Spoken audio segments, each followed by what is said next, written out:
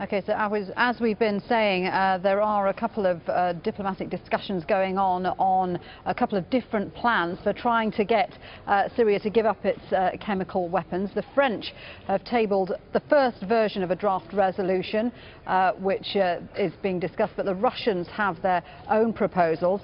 Let's talk about these diplomatic discussions a little further with US Senator John McCain, who joins us now from Washington. Senator, good to have you on the program. So first of all, tell us your thoughts on the Russian deal to the Syrian government to give up their chemical weapons. I know you've said that you're very skeptical about this offer. Why is that?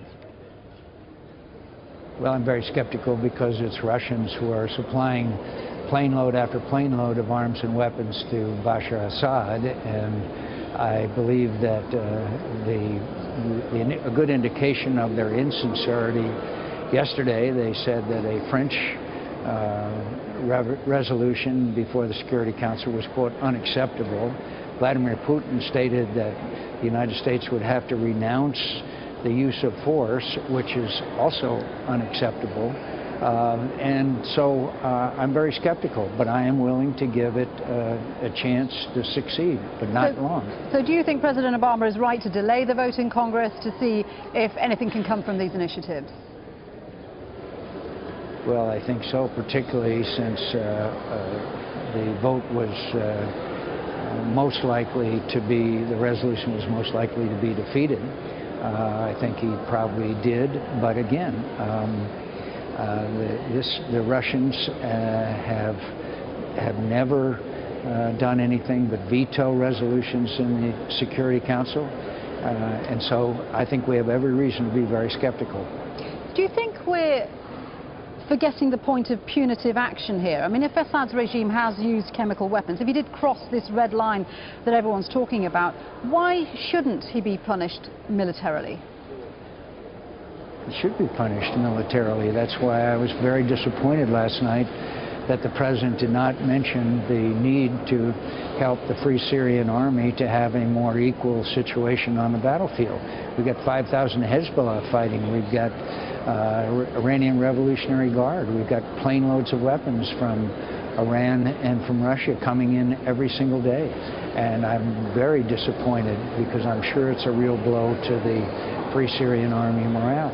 But that's never been the point of President Obama's planned military strike, is it? I mean, he said that if a military intervention went ahead, it would be very short, it would be very limited, very narrow. John Kerry has said that it would be unbelievably small. So would it have made that kind of difference?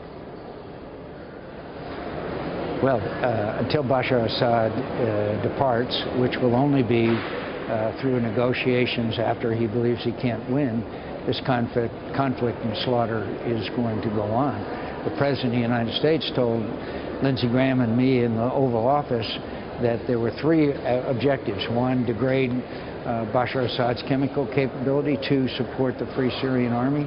And three, change the battlefield momentum so that there's a negotiated departure of Bashar Assad. He didn't mention any of the last two in his speech last night. You spoke about the Free Syrian Army. Do you feel that there is is there a concern that the Syrian rebels could feel abandoned if there isn't a military intervention? Well, it's not a, quote, military intervention, but unless we supply them, and by the way, up until a few days ago, not one single American weapon had reached the hands of a Free Syrian Army fighter. But if they feel that we have abandoned them, which certainly was a blow to their morale, not only will it hurt their morale, but it will make them turn to more radical elements that are fighting in Syria. That is not the case now. The majority are still modern and moderates, but it could lead them to resort to relying on more radical organizations such as Al-Qaeda. Okay, one last question, Senator.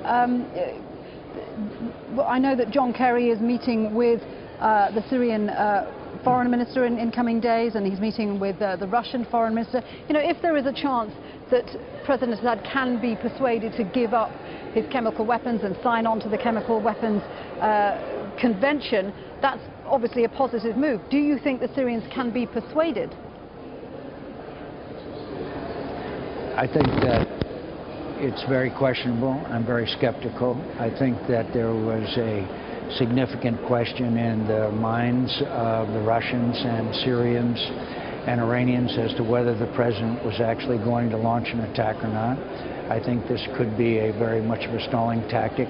Why can't we just have a UN, if they're for this, why can't we just have a UN Security Council resolution that calls for the full accounting of the chemical weapons and their removal? It's not that complicated. Instead, we're having to negotiate with Lavrov, we're having to negotiate with the Syrian foreign minister. They're all people who continue the massacre that's now over 100,000 and continues to destabilize the region, turning it into a regional conflict.